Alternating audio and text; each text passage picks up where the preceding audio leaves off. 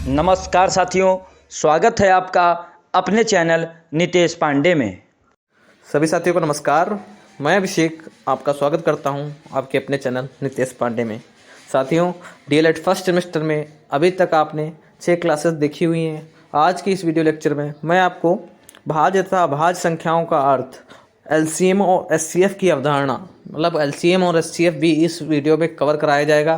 तो आप वीडियो के अंत तक जरूर बने रहिए, ठीक है। और अगर आप उन कक्षाओं को नहीं देखे हैं तो ऊपर आई बटन पर लिंक दिया गया है, वहाँ से जाके आप उन कक्षाओं को देख सकते हैं।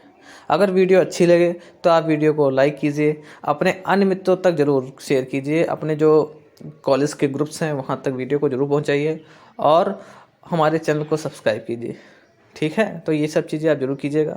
तो चलिए स्टार्ट करते हैं आज के अपना सेशन। यूनिट फर्स्ट से लगा के यूनिट 5 तक कवर कर ली हैं, जिसमें पहली यूनिट थी संख्या तथा संख्यांक का बोध, अंकों का ज्ञान तथा स्थानीय मान। ये यूनिट आपकी अच्छी तरह से कवर हो चुकी है। उसके बाद जो है आपकी यूनिट 2 गुणा तथा भाग की संकल्पना एवं संक्रियाएं, ये भी आपकी कंप्लीट हो गई अच्छी तरह से। उसके बाद थर्ड यूनिट भी करवाई गई है, भिन्न की संकल्पना तथा गणितीय संक्रियाएं, ये भी आपने अच्छी तरह से पढ़ ली है। चौथी यूनिट आपकी दशमलव संख्या की अवधारणा, दशमलव संख्या में प्रयुक्त अंकों का स्थानीय मान तथा गणितीय संख्याएं, ये भी आपने अच्छी तरह से कवर कर ली है। अब जो पांचवी यूनिट थी, कल जो मैंने पढ़ाई थी, अपवर्तक, अपवर्त्य एवं समापवर्तक तथा समापवर्त्य की अवधारणा, इसमें भी आपको डिटेल से सारी चीज़ें बताई गई हैं, बेसिक से लगा के और कठिन क्वेश्चंस तक सारी चीज़ें आपको एक एक चीज़ बता दी गई है। आशा करता हूँ आपको यह वीडियो समझ में आई होगी, ठीक है। सारी चीज़ें अच्छी तरह से चल रही हैं, कोई दिक्कत वाली बात नहीं है, अच्छी तरह से सारी क्वेश्चंस करवाए गए थे। आज की इस वीडियो लेक्चर में मैं आपको भाज्य तथा अभाज्य संख्याओं का अर्थ, लघुत्तम तथा समापवर्तक की अवधारणा, ये जो आपकी यूनिट 6 है, आपको करवाई जाएगी। हर एक दिन एक यूनिट ख़त्म की जा रही है, तो आपको डरने वाली बात कोई नहीं है। लेट हो जाती क्लास तो आप परेशान मत होइएगा, आपका सिलेबस पूरा होगा। थोड़ा स्वास्थ्य गड़बड़ है, इसलिए आपकी थोड़ी डिले हुई क्लासेस, कोई दिक्कत नहीं है, आपका सिलेबस आपका समय पे पूरा होगा, जितना हम सबका वादा है, ठीक है। और आपके द्वारा अगर सपोर्ट नहीं मिलता है तो दिक्कत होती है, क्योंकि आपका सपोर्ट हम लोगों के लिए बहुत ही मायने रखता है। अगर आप किसी से कुछ सीखते हैं तो उनका सपोर्ट जरूर कीजिएगा, ऐसे वीडियो को लाइक, और अपने अन्य मित्रों के साथ अगर एक छात्र 10 लोगों को भी शेयर करता है तो उससे हम लोगों को बहुत सपोर्ट मिलेगा, ताकि हम आने वाली दिनों में आपके लिए ही एक अच्छा कंटेंट तैयार कर सकें, जिसके लिए हमको मोटिवेशन तो मिले, ठीक है।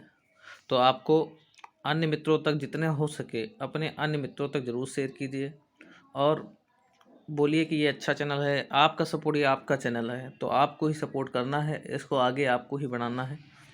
जितना ज़्यादा अधिक लोग देखेंगे उतना हम लोगों को ज़्यादा मोटिवेशन मिलेगा। तो ये आप समझिए प्लीज़, अपने अन्य मित्रों तक ज़रूर वीडियो को शेयर कीजिए, ठीक है। कंटेंट बहुत अच्छा दिया जा रहा है आपके लिए। 25 में 25 नंबर की तैयारी करवाई जा रही है। जितने लोग भी इस चैनल से पढ़े हैं तो आप उनसे पूछ सकते हैं। 4th सेमेस्टर की भी तैयारी बहुत अच्छे तरीके से कराई गई थी। अब आपका 21 बैच के लिए भी हम लोग तत्पर हैं, ठीक है, फर्स्ट सेमेस्टर के लिए। तो आप ये सब चीज़ें ज़रूर कीजिएगा, अपने अन्य मित्रों तक वीडियो को ज़रूर शेयर कीजिए।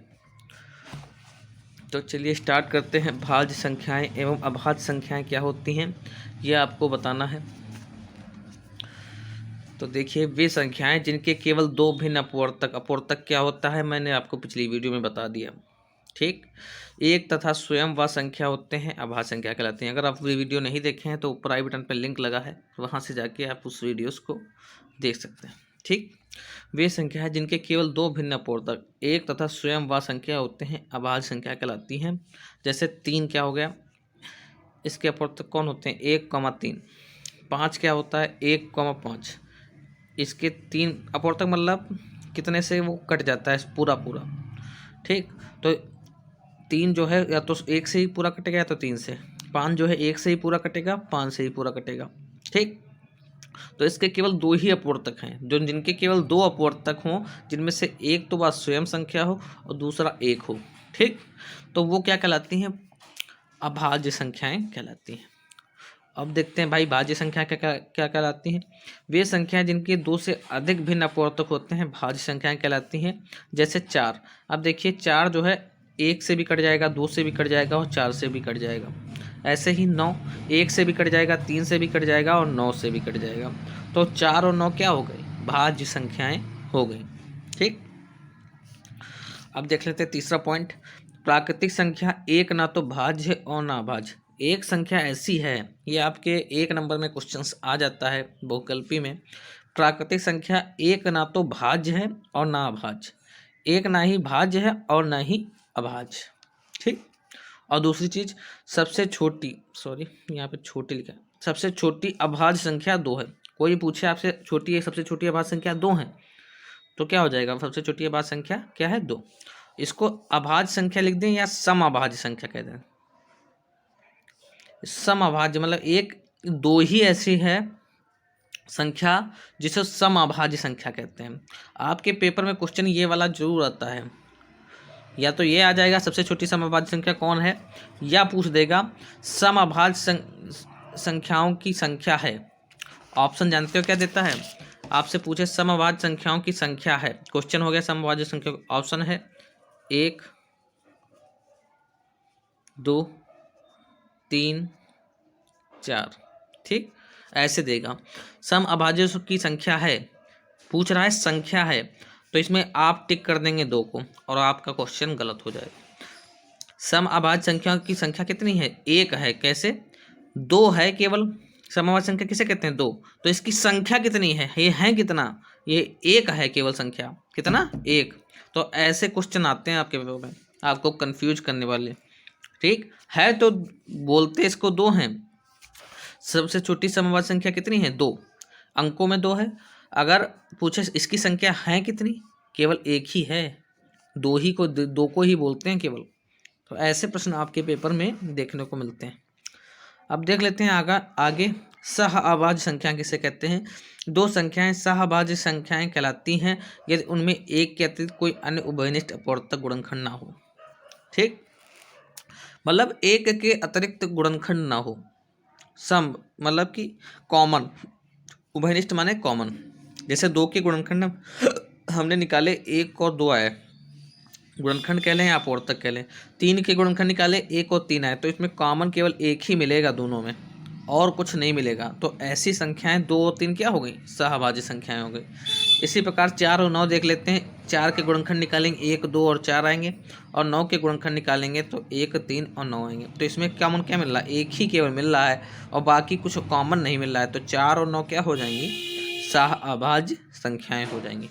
तो आशा करता हूँ आपको ये भी टॉपिक अच्छी समझ में आ गया। ठीक, अब देख लेते हैं भाई अभाज्य गुणनखंड किसे कहते हैं। यदि किसी संख्या के सभी गुणनखंड अभाज्य संख्याएं हों तो वे अभाज्य गुणनखंड कहलाते हैं। यदि किसी संख्या के सभी गुणनखंड अभाज्य संख्याएं हों तो वे अभाज्य गुणनखंड कहलाते हैं। कोई संख्या है जैसे 84 को ही ले लें, उसके हम गुणनखंड निकाल लें तो इसके सारे गुणनखंड कैसे हैं, अभाज्य संख्याएं हैं। क्या हैं, अभाज्य संख्याएं। तो वो क्या हो जाएगा, ये गुणनखंड क्या कहलाएंगे, अभाज्य गुणनखंड कहलाएंगे। ठीक, अब आपके पेपर में 2 नंबर का क्वेश्चन यहाँ से मैं जो पढ़ाने जा रहा हूँ, 2 नंबर पक्के, ध्यान से देखिएगा। मैं सारी एक ही क्वेश्चन के माध्यम से आपको सारी चीज़ें बता दूंगा। 2 विधियां हैं इसमें, भाग विधि से महत्तम समापवर्तक ज्ञात करना और गुणनखंड विधि से महत्तम समापवर्तक ज्ञात करना। इनमें से कोई भी पूछ देगा क्वेश्चन कि आपका SCF निकालिए, महत्तम समापवर्तक निकालिए, भाग विधि से निकालिए या गुणनखंड विधि से बताइए। मैं आपको दोनों विधि बता देता हूँ एक ही क्वेश्चन के माध्यम से, ताकि आपको कोई दिक्कत ना हो, सारी चीज़ें आपको समझ में आए, एक आप अच्छा कंसेप्ट सीख सकें, ताकि आने वाले क्वेश्चंस में आप उनको अच्छी तरह से अप्लाई कर सकें। ठीक, इससे पहले मैं आपको बता दूं महत्तम समापवर्तक होता क्या है। महत्तम समापवर्तक दी हुई संख्याओं का सबसे बड़ा सार विभाजक होता है। सार विभाजक मतलब सबसे विभाज्य हो जाए। महत्तम समापवर्तक दी गई संख्याओं, कोई भी, जैसे ये 12 और 16 दी गई, इसमें से ऐसी सबसे बड़ी संख्या जिससे दोनों कट जाएं, 12 भी कट जाए 16 भी कट जाए, सार विभाजक हो। ठीक, इसका मतलब ये हुआ सबसे बड़ी संख्या। तो सबसे पहले देख लेते हैं भाई भाग विधि, देख लेते हैं क्या होते हैं भाग विधि, देख लेते हैं। भाग विधि से हम महत्तम समापवर्तक कैसे लेते हैं। तो भाग विधि से महत्तम समापवर्तक ज्ञात करने के लिए 12 और 16 में से जो छोटी संख्या है उससे भाग देते हैं। किसको? 16 को, जो बड़ी संख्या है। ठीक, उससे भाग देते हैं भाई, भाग देना तो आता है। 12 एकम 12, 6 में से 2 गया 4, ये कट गया। अब यहाँ पे कितना शेष बच गया? 4 बच गया शेष। तो 4 को फिर से भाग देंगे, जो ये वाली संख्या है इसको उठा के यहाँ पे ले आएंगे। ठीक, तो 12 से फिर से भाग देंगे, 4 तियाई 12। अब इससे जो है पूरा पूरा कट गया, तो हमारा मासा क्या हो जाएगा? मासा हमारा हो जाएगा 4, महत्तम समापवर्तक। बस आपको कंसेप्ट सीखने के लिए मैंने ये इतना बताया, आपको सरल क्वेश्चन बताया। आगे जो आएंगे मैं आपको कंसेप्ट सिखा दिया हूँ, उससे आपको आने वाले क्वेश्चंस में सहायता मिलेगी। जो टफ क्वेश्चंस हैं वो भी आप इसी कंसेप्ट से कर सकेंगे। मासा क्या हो गया? 4, जो यहाँ पे होती संख्या वही मासा होता है। ठीक, अब भाई देख लेते हैं भाग विधि हो गई, आप देख लेते हैं गुणनखंड विधि। गुणनखंड विधि क्या है?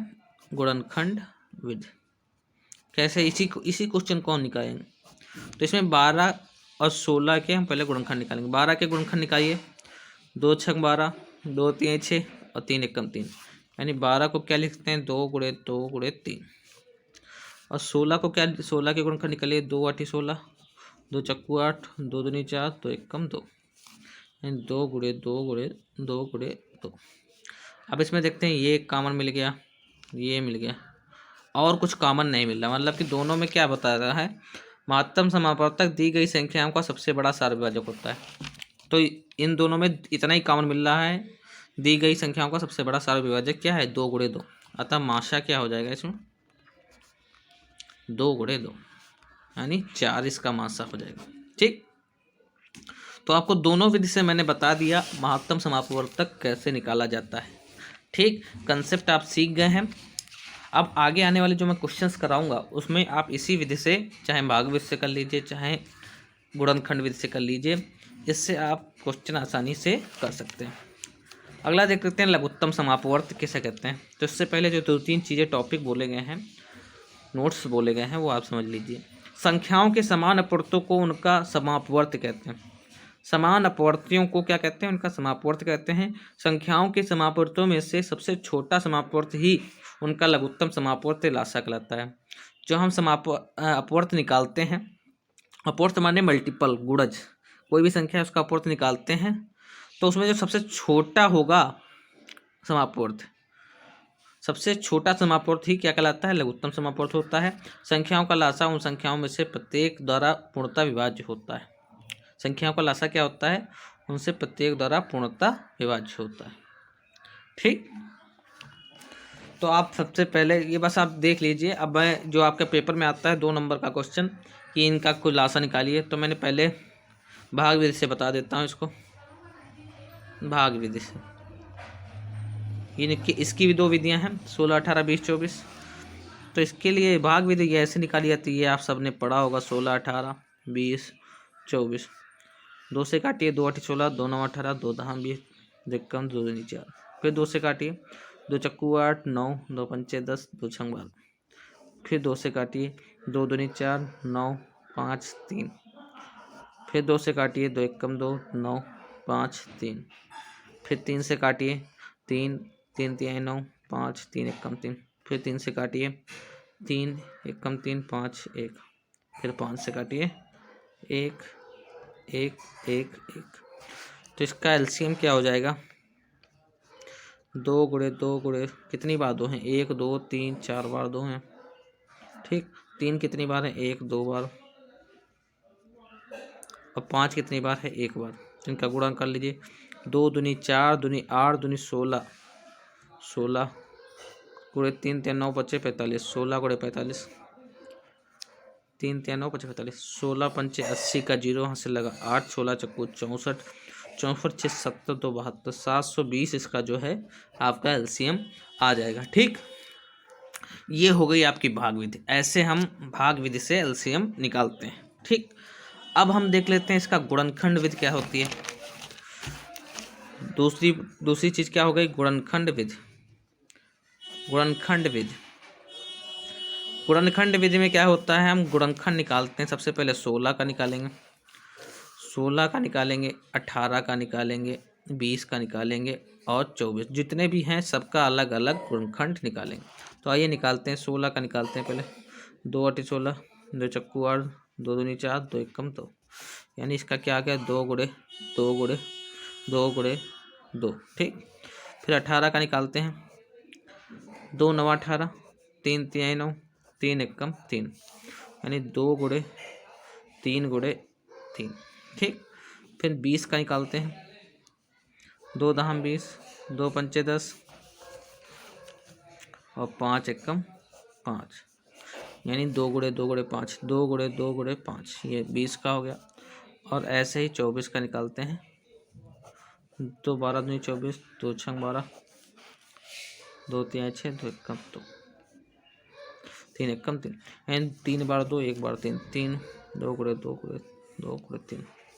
अब समझिए कि आपके गुणनखंड निकल आए। ये तो आसान है, आपको जानते हैं। अब देखिए कैसे निकालते हैं हम एलसीएम। तो इसमें देखिए, इसमें क्या हो गया, 2 की पावर कितनी, 1 2 3 4, 2 की पावर कितनी है 4। इसमें 2 की पावर कितनी है, 2 की पावर 1 है और 3 की पावर कितनी है 2। ठीक, बराबर 2 की पावर 2 की पावर कितनी है 2 है। अब 5 की पावर कितनी है 1। इसमें 2 की पावर कितनी है 3 है और 3 की पावर कितनी है 1। ठीक, ये चीज़ आप समझ गए। अब ध्यान से दीजिएगा, यहाँ पे आपको ध्यान देने की बात है। जितने भी अभाज्य गुणनखंड हैं, जैसे 2 हो गया, 3 हो गया, 5 हो गया, 3 ही हैं। ठीक, अब इसमें तीनों गुणनखंड में देखते हैं। जो जैसे 2 हो गया, 2 की मैक्सिमम पावर क्या है, एलसीएम क्या निकालेंगे, एलसीएम 2 की मैक्सिमम पावर क्या है, 2 की पावर 1 है, नहीं है। 2 की पावर 2 है, नहीं है। 2 की पावर 3 है मैक्सिमम, नहीं, सबसे बड़ा नहीं है। 2 की पावर 4 है, 2 की पावर 4 जो है मैक्सिमम, तो इसको हम लिख लेंगे। ठीक, फिर गुणा लगा लेंगे। फिर देखते हैं 3 की मैक्सिमम पावर कितनी है। 3 की पावर 1 मैक्सिमम है, नहीं। 3 की पावर 2 मैक्सिमम है भाई, यहाँ 2 जो है 1 से बड़ा है, तो 3 की पावर 2 जो है इसकी मैक्सिमम पावर है। ठीक, तो इसको लिख लेते हैं। अब देखते हैं 5 की मैक्सिमम पावर कितनी है, तो 5 तो एक ही है इसमें है, तो 5 की पावर 1, यही आपका एलसीएम हो गया। ठीक, 2 की पावर 4 कितना हो गया, 2 दूनी 4 दूनी 8 दूनी 16, 16 गुणे 3 3 9 गुणे 5, 16 गुणे 9 5 45, तो इसका आंसर वही आ गया 720। तो आपको दोनों विधि से सारी चीज़ें आपको समझ में आ गई कि गुणनखंड विधि से कैसे निकालते हैं और भाज्य विधि से कैसे निकालते हैं। तो आशा करता हूँ आपको समझ में आई है सारी चीज़ें। तो अगर आपको समझ में आ गया है तो एक लाइक कीजिए और अपने एक मित्र को शेयर भी कर दीजिए। यार, इतना बोलना पड़ता है आपके लिए, किसी से कुछ सीखते हैं तो इसके लिए आपको ये करना चाहिए। एक गुरु दक्षिणा के रूप में आपको ये सब करना चाहिए। ठीक है, तो आपको समझ में आ गया होगा। अब जो कुछ इस पे बेस्ड क्वेश्चंस हैं वो मैं आपको करवाऊंगा, तो बने रहिए अंत तक। अब जो आपको कंसेप्ट मैंने सिखा दिया है पूरा, अब जो इस पे बेस्ड क्वेश्चंस हैं वो मैं आपको करवाने जा रहा हूँ। अब आपके अभ्यास प्रश्न करवाए जाएंगे, जितना भी कंसेप्ट बता दिए उसी पे बेस्ड जो क्वेश्चंस हैं वो आपको करवाए जाएंगे। ठीक है, तो उस कड़ी में पहला क्वेश्चन कुछ इस प्रकार है, 625 3125 15,625 का मासा ज्ञात कीजिए, गुणनखंड विधि से करना है। ठीक, तो इसका हम सबसे पहले 625 के गुणनखंड निकालेंगे। कितना आएगा, 5 एकम 5, 5 दूनी 10, 5 25, फिर 5 का गुणनखंड करेंगे, 5 दूनी 10, 5 25, फिर 5 5 25, 5 एकम 5। ठीक, तो 625 क्या आ गया, 5 गुणे 5 गुणे 5 गुणे 5। ठीक, ऐसे ही 3125 के निकालेंगे हम गुणनखंड। 31 5 छक्का 30, 1 बचा, 5 छक्का 30, 1 बचा, 5 दूनी 10, 5 25, फिर वही 125 और फिर 25, 5 25, 5 5, ये कितनी बार आ गया, 3125 में, 3125 में आ गया 5 गुणे 5 कितनी बार है, 1 2 3 4 5, 5 बार, 3 4 5। ठीक, इसी प्रकार 15,625 के हम गुणनखंड निकालेंगे। 5 छक्का 30, 5 5 3 15, 5 3 15, 5 एकम 5, 5 दूनी 10, 5 25, 5 छक्का 30, 5 दूनी 10, 25, 125, 25, 5 और 5। ठीक, कितनी बार है 5? 1 2 3 4 5 6, यानी 15,625 में लिख लेंगे।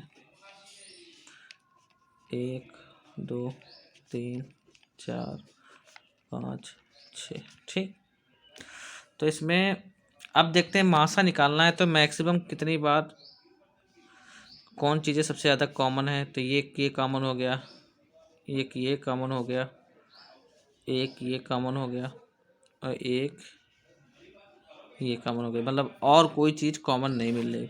तो मासा क्या हो जाएगा इसका? मासा आ जाएगा 5 गुणे 5 गुणे 5 गुणे 5 बस, नहीं 55 25 25 125 25 625, ये आपका मासा हो गया। तो आशा करता हूँ आपको समझ में आ गया होगा कुछ प्रश्न। अगला देख लेते हैं। वह बड़ी से बड़ी संख्या ज्ञात कीजिए जिससे 49 59 और 109 से भाग देने पर क्रमशः 1 3 और 5 शेष बचे। तो शेष बच रहा है भाई, तो क्रमशः बोल रहा है, तो 49 से 49 लिख लेते हैं, 59 लिख लेते हैं और 109 लिख लेते हैं। इससे 1 घटाते हैं, 59 से 3 घटाते हैं 1 3, और 109 से 5 घटाते हैं। तो 9 में से 5 के 4, 104, 9 में से 3 के 9 में से 3 के 6 56, 49 में से 11 48। ठीक, तो 48 56 104 बड़ी से बड़ी संख्या बोला है, तो इसका मतलब मासा निकाला जाएगा 48 56 104 का। तो इसका हम मासा निकालेंगे भाग विधि से। तो सबसे छोटी संख्या से भाग देते हैं, किसको? जो उससे बड़ी हो। तो पूरा पूरा जाएगा 48 एकम 48, 6 में से 8 गया, 16 में से 8 गया 8, ये कट गया। अब 8 से इसको डिवाइड करेंगे 48 से, 8 छंग 48, तो ये पूरा पूरा कट गया।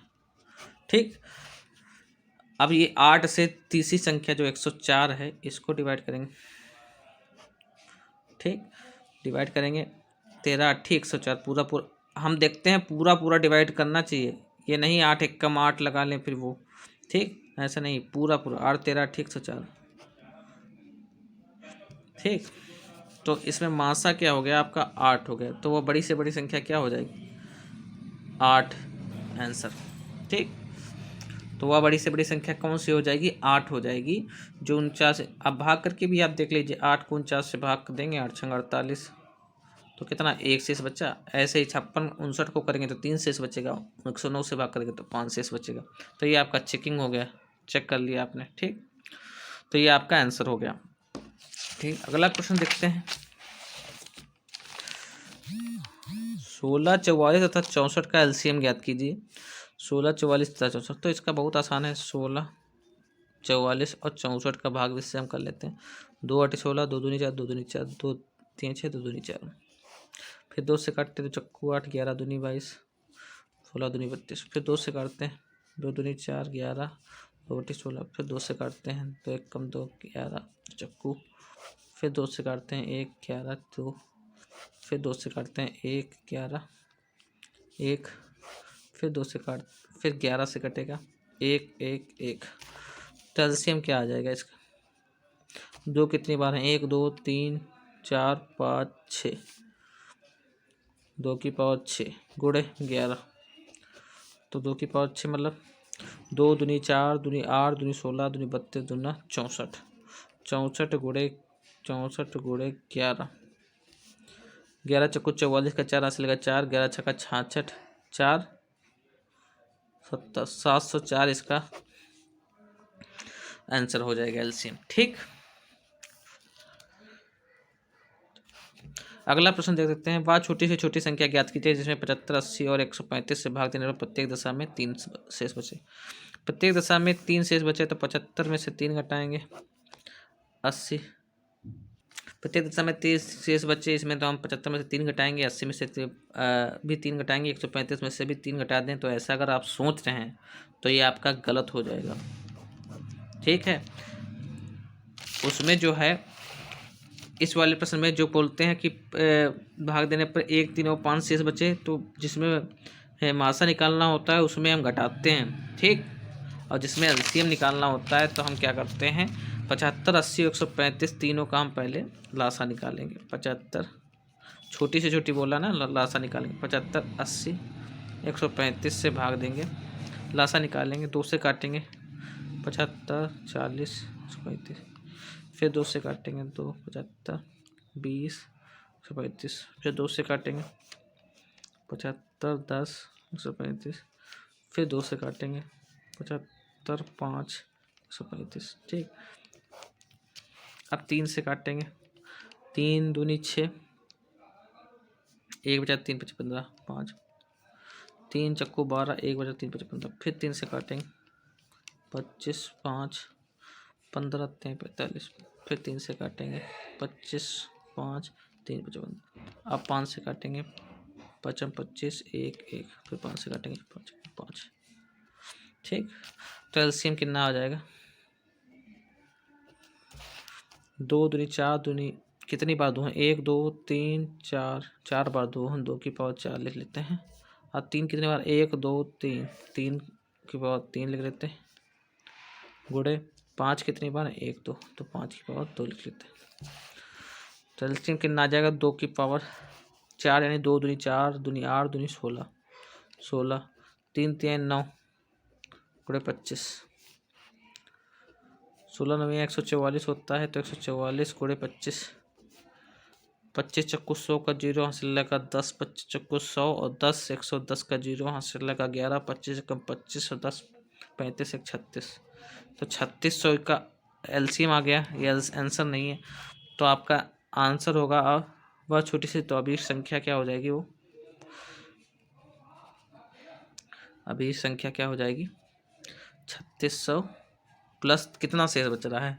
3, तो 3 हो जाएगा 3603, ये आपकी संख्या हो जाएगी, ठीक। तो वह छोटी से छोटी संख्या क्या हो जाएगी जिसमें 75 80 135 से भाग देंगे तो प्रत्येक दशा में 3 शेष बचेगा, तो वह छोटी से छोटी संख्या क्या होगी? 3603। अब देख लीजिए 3603 को अगर हम 75 से भाग देंगे तो प्रत्येक दशा में कितना शेष बचेगा? 3 ही शेष बचेगा। तो अभी संख्या क्या हो जाएगी? 3603। तो आशा करता हूँ आपको इस प्रश्न समझ में आया होगा। अगला प्रश्न देखते हैं। दो संख्याओं का मासा 16 तथा उनका गुणनफल 6400 है। ऐसा प्रश्न आपके पेपर में आता है। ये 2 प्रश्न आपके लिए बहुत ही इंपॉर्टेंट हो जाते हैं। ये प्रश्न आपका 2 नंबर में आता है। ऐसे ही ये प्रश्न जो है आपका 2 नंबर में आता है, तो आप लिख लीजिए 2 नंबर, ठीक। आएगा लिख लीजिए, आएगा। इसमें भी लिख लीजिए आएगा। ये प्रश्न आपके में आएगा, मोस्ट इम्पॉर्टेंट प्रश्न है, आपके में जरूर आता है ऐसा प्रश्न, तो ये देख लीजिए, ठीक। अगला देख लेते हैं। 2 संख्याओं का मासा 16 तथा उनका गुणनफल 6400 है, उनका लासा ज्ञात कीजिए। मासा 16 तथा उनका गुणनफल 6400 है, तो आप यहाँ पे नोट लिख लीजिए एक चीज, लासा गुणे मासा बराबर पहली संख्या गुणे दूसरी संख्या। ये आपके लिए, ये भी इस तरह का प्रश्न भी आपके में आता है, ये भी लिख लीजिए आएगा। बहुत ही आसान प्रश्न है, लेकिन आता है आपके प्रश्न पेपर में, तो ये बहुत ही इंपॉर्टेंट जो सारे प्रश्न मैं करवा रहा हूँ आपके प्रश्न परीक्षा को दृष्टिगत रखते हुए, तो सारे प्रश्न ये बहुत इंपॉर्टेंट है। तो मासा 16 है, लासा पूछ रहा है, तो लासा मासा कितना है? 16। उनका गुणनफल पहली संख्या दूसरे दोनों का गुणनफल कितना है? 6400। तो पूछ रहा है लासा बताइए, तो 16 एकम 16 चक्कू 64, तो लासा कितना हो जाएगा इसका? 400 हो जाएगा, ठीक। तो यही आपका प्रश्न है। ऐसा केवल ये फार्मूला याद हो तो आपका पूरा चीज़ें हो जाएंगी, ठीक है। अब ये आपके गृह कार्य के लिए 2 क्वेश्चन दे रहा हूँ, ये आप कीजिएगा। 2 अंकों की बड़ी से बड़ी अभाज्य संख्या ज्ञात कीजिए और 1728 के अभाज्य गुणनखंड ज्ञात कीजिए। तो ये 2 क्वेश्चन आपके लिए गृह कार्य में है, ये दोनों आप जरूर कीजिएगा। अगर आप बताएंगे तो मैं भी ये भी सॉल्व करवा दूंगा, कोई दिक्कत वाली बात नहीं है। तो कैसा लगा आपको सेशन? कमेंट में जरूर बताइए कि आपको अच्छा पढ़ाया जा रहा है कि नहीं, सारी चीज़ें बताई जा रही हैं कि नहीं। सारी चीज़ें आपको बताना है, कमेंट के माध्यम से करके बताना है, और अपने अन्य मित्रों तक जरूर शेयर करना है वीडियो को। अगर आपको थोड़ी सी भी अच्छी लगी क्लास तो अपने अन्य मित्रों तक जरूर शेयर कीजिए, वीडियो को लाइक कीजिए और हमारे चैनल को सब्सक्राइब कीजिए। तो चलिए मिलते हैं अगले क्लास में, तब तक के लिए नमस्कार।